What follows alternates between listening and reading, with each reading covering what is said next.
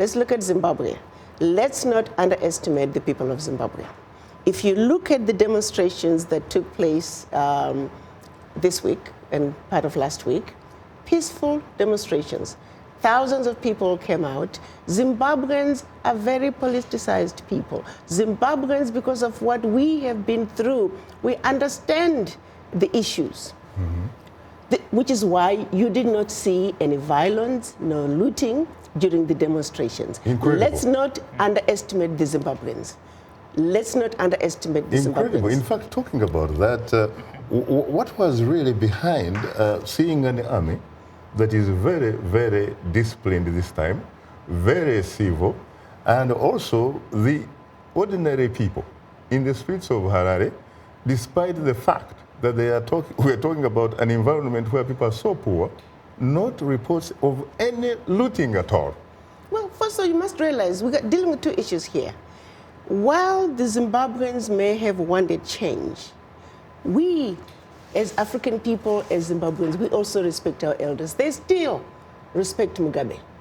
They understand what Mugabe stood for, not only for the Zimbabweans, for the continent, but for black people around the globe. So Zimbabweans are very clear about that. Yes, they wanted change, but at the same time, they wanted their leader to be respected. He is our father. He is our elder. And Zimbabweans are very clear about that.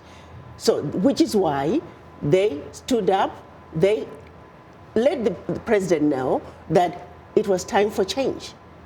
And we're glad that the president did listen to them, and this time the president heard them.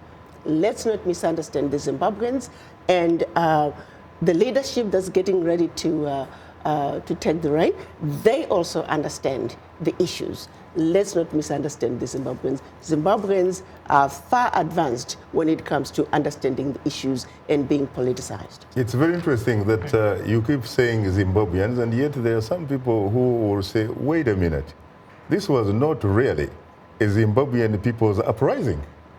This was simply a conflict, really, between elites within the ruling ZANU-PF. When I talk about Zimbabweans needing change, what you saw on the streets were Zimbabweans. It was the voices of those masses that President Mugabe reacted to. So the conflict may have been sparked by the elite, but the people who were on the street were the Zimbabweans, and that's who spoke. You think he just reacted to those people really, or was it the AK-47 that he no longer controlled? It was a combination.